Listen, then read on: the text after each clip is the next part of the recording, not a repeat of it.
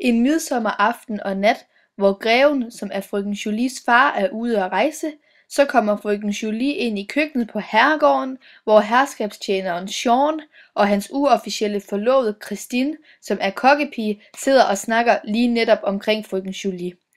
Frøken Julie har et meget frigjort forhold til mænd, og det ved rigtig mange mennesker. Frøken Julie begynder at lægge an på Jean, selvom hun ved, han er forlovet. Christine er meget træt, og hun går derfor i seng. Efter Christine er gået i seng, begynder Jean og frøken Julie at drikke sammen ude i køkkenet, og de ender med at elske på Jeans værelse.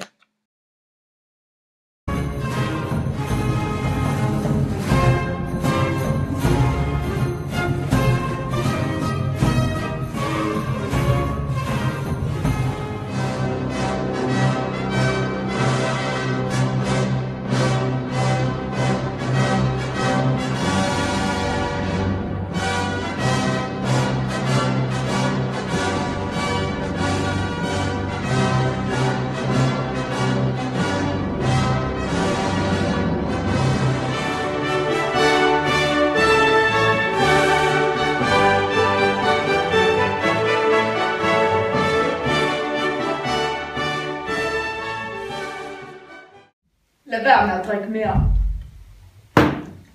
Hvad gør det? Vi stod på barbund og måtte sove i vognen. Min far vidste ikke, hvor han skulle få penge til at bygge huset op igen. Så laver mor det råd at søge et lån hos en af hendes ungdomsvenner. En teglfabrik. Her i nærheden. Bare låner. Jeg får ikke lov til at betale renter. Hvad er der for forsøg om? Og så blev gården bygget op igen. Ved I, hvis penge det var? Nej, det ved jeg ikke. Det var min mors. Altså grevens, hvis der ikke var ægtepagt. Det var der ikke. Min mor havde en lille formue, som hun ikke ville have under min fars forvaltning, og derfor satte hun den ind hos en ven. Som stjal dem. Som snuppede dem! Og han beholdt dem. Det hele kommer så til min fars kundskab. Men han kan ikke anlægge sag, og kan ikke betale hustrus elsker. Betale sin hustrus elsker. Og bevise, at det var hustruens penge. Det var min mors hævn, fordi han tog magten i huset. Dengang han ville skyde sig, det gik rygte om, han havde prøvet på det før, og det var mislykkedes. Men han lever op igen. Og min mor kommer til at undgælde for sine handlinger. Det var 5 år for mig. De hvide. Skal de vide? Jeg sympatiserede allerede med min far. Og tog alligevel parti med mor. Fordi jeg ikke kendte omstændighederne. Af hende har jeg lært had og mistro. For hun havde mandfolk, som de ved, og jeg svor aldrig for at blive en mands slave. Og så forlov de dem med kroneforruden. Netop, fordi han skulle blive min slave. Og det ville han ikke.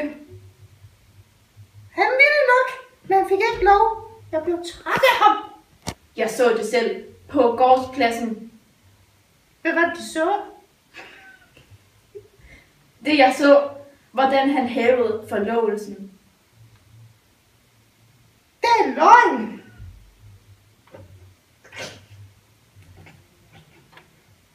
Det var mig, som slog op for helvede. Han fortalte, det var ham, den usling. Han var ingen usling. De hader jo mandfolk selv. Ja, for det meste. Men en gang imellem, når svagheden kommer til mig.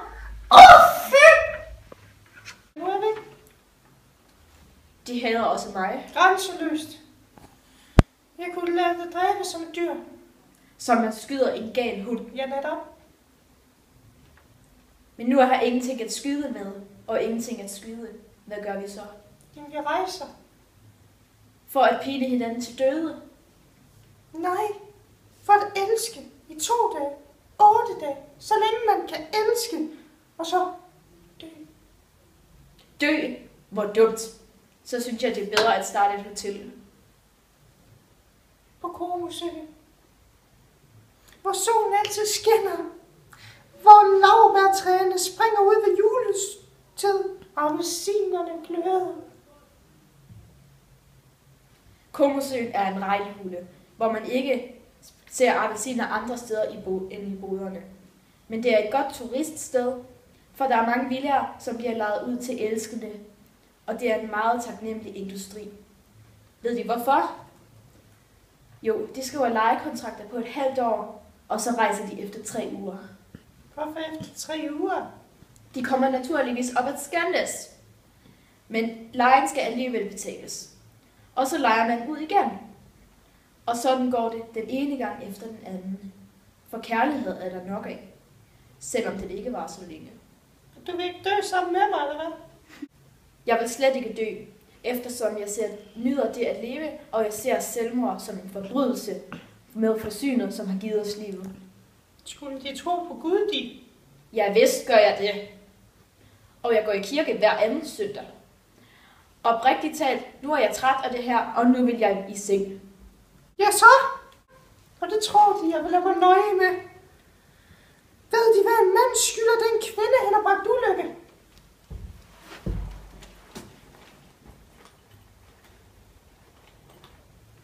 Så, nu skylder jeg ikke nogen noget. Så billig er jeg kraftet med mig heller ikke. 2 kroner. Hold nu kæft, mand. Ved de, hvad loven foreskriver? Desværre foreskriver loven ingen straf for en kvinde, der forfører en mand. Kan de se nogen anden udvej, end vi rejser væk og lader svige og skilles igen? Og hvis jeg nu nægter at indgå den mésalliance? Mésalliance? Ja, min. Forstår de? Jeg har finere aner end de, for jeg har ikke en morbrænderske i min slægt. Kan de være så sikre på det? Det kan de i det mindste ikke være så sikre på det modsatte, for vi fører ingen stamtavler andre steder end hos politiet. Men deres stamtavle har jeg læst om i en bog, der lå på bordet i salonen. Ved de, hvem deres stamfar er? Det var en møller, hvis kone fik lov at sove en nat under danskerkrigen. Den slags aner har jeg ikke. Jeg har slet ingen aner, men jeg kan selv ikke blive en ane.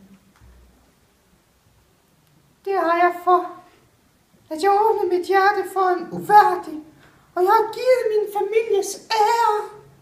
Vandære! Ja, de hørte rigtigt. Det var det, jeg sagde. Man skal ikke drikke, for så snakker man, og man skal ikke snakke. Hvor jeg fortryder det.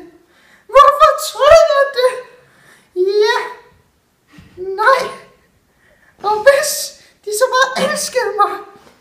For sidste gang, hvad er det, de mener? Skal jeg græde? Skal jeg hoppe over ridepiske? Skal jeg kysse dem? Narre dem ned til Kosmosøen? Ja. I 3 uger og bagefter? Hvad er det, jeg skal? Hvad er det, de vil? Det her begynder at blive pinligt. Men de kommer der ud og stikke sin næse i fremmede affære. Frøken Julie. Jeg kan se, at de ikke er ulykkelige. Julie, Ja. jeg ved, at de lider. Jeg ved, at de er ulykkelige. Men jeg kan ikke forstå dem. Vi laver aldrig den slags numre. Det er ikke noget had mellem os. Vi elsker, som om det er en leg, når vi har tid til det for arbejdet. Men vi har ikke tid hele dagen og hele natten som de. Jeg tror, at de er syge, frøken Julie. De er helt bestemt syge. Du skal være god mod mig. Det er jo et mand. Nu taler du jo til mig som et menneske. Ja, men vær selv et menneske. De spytter på mig, og så tillader de ikke, at jeg tørrer mig af på dem. Hjælp mig. Hjælp mig. Hvad siger du, jeg skal gøre? Hvor skal jeg rejse hen? I Jesu navn, hvis jeg dog selv vidste det. Jeg har været gal. Jeg har været vanvittig. Men nu findes der alligevel ingen redning. Bliv her og hold dem i ro. Der er ingen, som ved noget. Det er umuligt. Folk ved det. De ved ingenting, og de vil aldrig tro det om dem. Men kan det ske en gang til? Det er sandt. Og så følgerne. Følgerne! Hvor har jeg dog haft mine tanker, at jeg ikke har tænkt på det? Så er der kun én ting at gøre. Tag væk herfra, men det samme, jeg rejser ikke med. For så er alt tabt. De må rejse alene. Væk! Ligegyldigt hvorhen. Alene? Hvorhen? Det kan! De skal! Og det er omgående, inden greven kommer tilbage. Hvis det bliver her, inden greven kommer tilbage, så ved vi, hvordan det kommer til at gå. Har man gjort noget galt én gang, så bliver man ved, eftersom ulykken allerede er sket. Man bliver modigere og modigere, og til sidst så er man afsløret. De må altså rejse.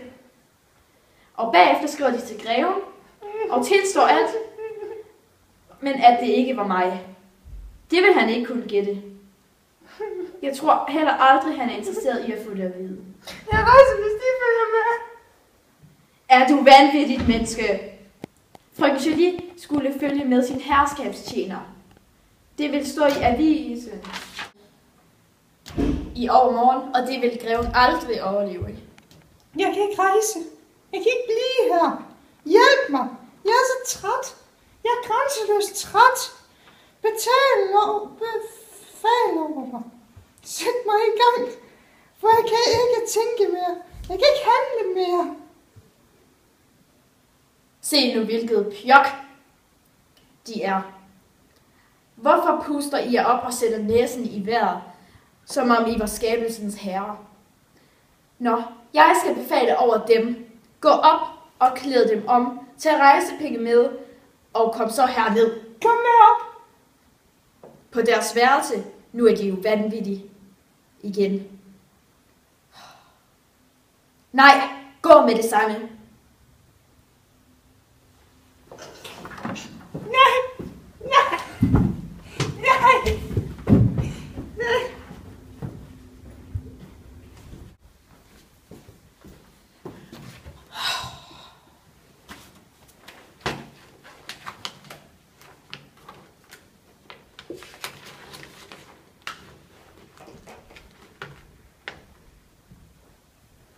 Herre Jesus, hvor herre ser ud.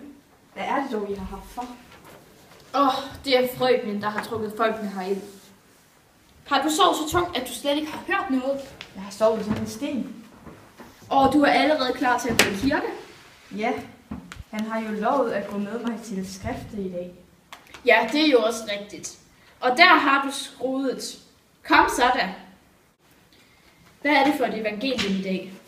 Det er om Johannes døberen, som halshugges skulle jeg mene. Det bliver nok frygteligt langtrukkent. Det der. Du kvæler mig. Jeg er så søvnig, så søvnig. Ja, hvad er det, han har bestilt oppe hele natten? Han er jo helt grøn i ansigtet. Ja, jeg har siddet her og talt med frøken Julie. Hun ved da ikke, hvad der passer sig det menneske. Hør du, Kristen. Hvad er det? Det er nu underligt, når man tænker over det. Og så hende. Hvad er der, som er underligt? Det er alt sammen. Har I også drukket sammen? Ja. Fy, se mig i øjnene. Ja. Kan det være rigtigt? Kan det være rigtigt? Ja, det kan det. Det ville jeg aldrig have troet. Nej. Fy. Du er vel ikke skindsyg på hende? Nej, ikke på hende. Hvis det havde været Clara eller Sofie, så havde jeg revet øjnene ud på dig. Ja, sådan er det nogle gange. Jeg ved ikke hvorfor. Nej, hvor er det sygt. Er du da vred på hende? Nej, men på ham. Det var forkert gjort. Meget forkert. Stakkels pige. Nej. Ved han hvad? Jeg vil ikke længere være her i huset, når man ikke engang kan have respekt for sit herskab. Hvorfor skal man have respekt for Jim? Ja, det skulle han fortælle mig. Han som er så snu. Men han vil vel ikke tjene hos folk, som opfører sig uanstændigt. Hvad? Men bringer vandere over sig selv, synes jeg. Ja, men det er da også en trøst for, at de andre ikke er en tød bedre end dem. Nej, det synes jeg ikke. For hvis de ikke er bedre, så er det ikke noget værd at stræbe efter at blive bedre folk. Og tænk på greven. Tænk på ham, som har haft så mange sorger i sit liv. Nej, jeg vil ikke længere være her i huset. Og med sådan en som ham, hvis det så havde været Kronefogeden, hvis det havde været et bedre menneske. Hvad for noget? Ja, han er god nok, som han er. Men der er alligevel forskel på folk og folk. Nej, det her vil jeg aldrig glemme. Frøkenen, som var så stolt, så skrab mod mandfolk, at man aldrig skulle tro, at hun ville gå hen og give sig. Og så til sådan en. Hun, som var ved at lade stakkels Diana skyde, fordi hun løb efter køerne fra vogterhuset. Ja, det siger jeg, men her vil jeg ikke være længere. Og den 24. oktober, når det er skriftedag, så går jeg min vej. Skiftedag. Hvad vil de så? Ja, når vi nu taler om det, så var det jo på tide, at han så sig om efter et eller andet, eftersom vi jo står og skal gifte os. Ja, men hvad skulle jeg se mig om efter? En plads som denne kunne aldrig få mig gift. Nej, det er klart. Men så kan han vel tage en stilling som portvagt, eller søge ind som betjent ved en statsinstitution. En stabsløn er knap, men den er sikker, og så får hustru og børn pension. Det er alt sammen meget godt. Men der ligger mig ikke for mig allerede at begynde at tænke på at dø for hustru og børn. Jeg må indrømme, at jeg faktisk havde sat mig et lidt større mål. Hans mål, ja. Men han har også forpligtelser. Dem skulle han tænke på. Du skal ikke plage mig med at tale om forpligtelser. Jeg ved nok, hvad jeg har med at gøre.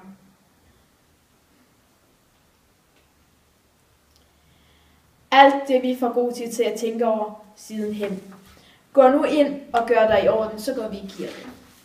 Hvem er det, som går rundt deroppe? Det ved jeg ikke. Det er sikkert Clara. God.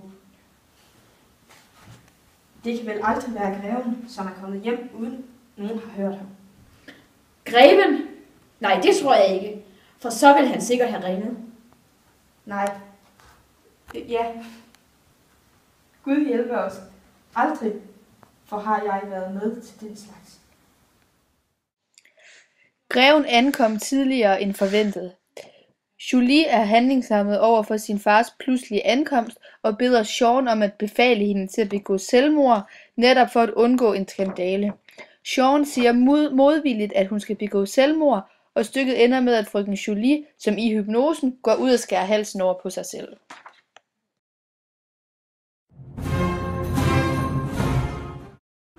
Du står bare der, okay, vi starter. Ved de, hvis pengene var?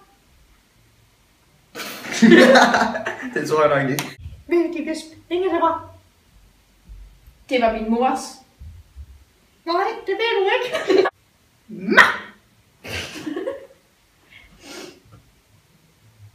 Nå, det var jeg stop.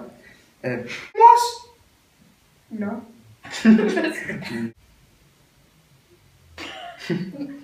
Er vi i gang? Er vi i gang? Ja. Det er godt.